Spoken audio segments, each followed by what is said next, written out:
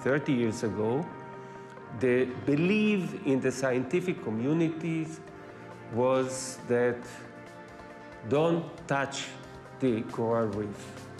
Leave the reef to rehabilitate, to restore itself by its own capacities. Reefs never, or most reefs, do not restore by themselves. We need new methodology or new approach to restore the reef. So we came to the idea of the gardening strategy 30 years ago, and this is very simple.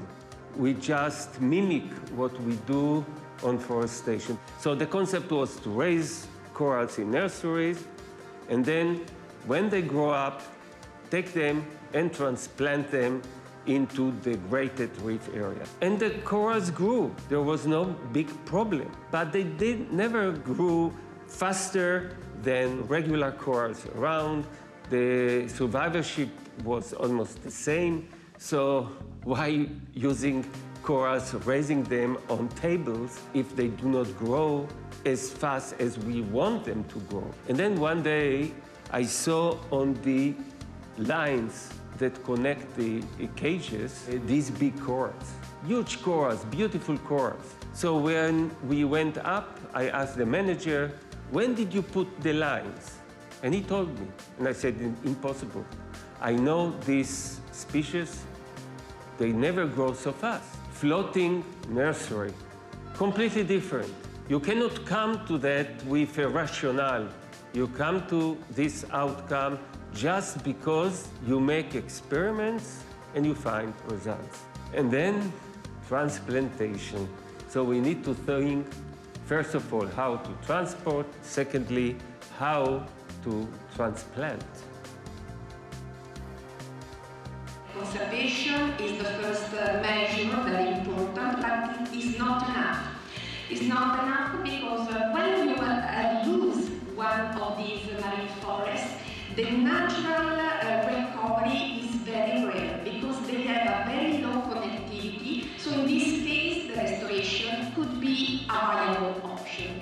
Because at present, because we are still in an experimental phase, the restoration is very expensive. After a period in the mesocols, in the nursery, we put the tiles in the field for a suspended culture. So we prolonged the time of culture in the field that is less expensive than working in the lab.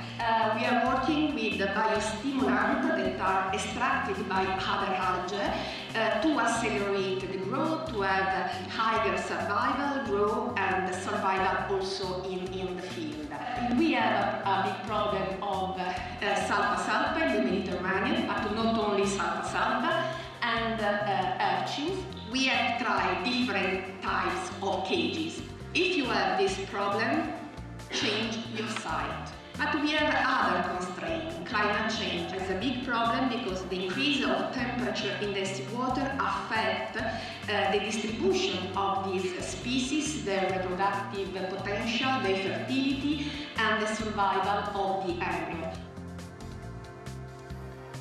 And to all the stakeholders, I mean the municipality, the National Authority for the Protection of Protected Areas, and so on, and their management body. And we did a study of choosing the best spots, and of course there were taken all the hydrogeological indicators, geomorphological indicators, and also the historical part, how it used to be before. So all these indicators were taken in consideration before planning and choosing the area. Besides working on the landscape restoration, we wanted to work also on the ecological connectivity which surround the Prespa National Park. When we tried to restore initially with 300 small plants in the area.